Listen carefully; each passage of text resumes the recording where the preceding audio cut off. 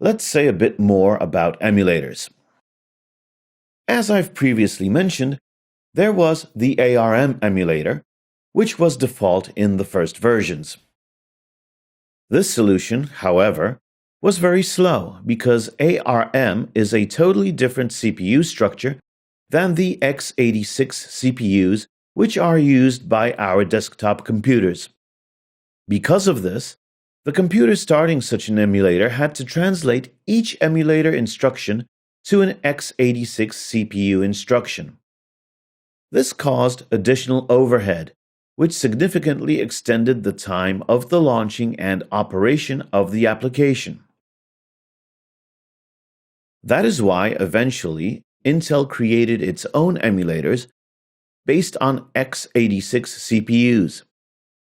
Since then, applications could be started directly on the CPU without the need for translation.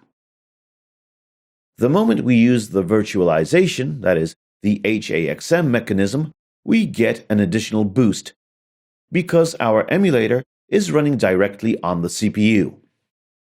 In most cases, the x86 emulator is sufficient. However, if we use an emulator on a daily basis, it's good to invest in the Genymotion tool. It's a commercial emulator you have to pay for. Its great advantage is that it supports many devices in a rather faithful way, such as Samsung Galaxy S5, Nexus, or Sony devices. Additionally, the emulator allows the installation of applications from Google Play. This option is not active by default, so an additional package has to be installed.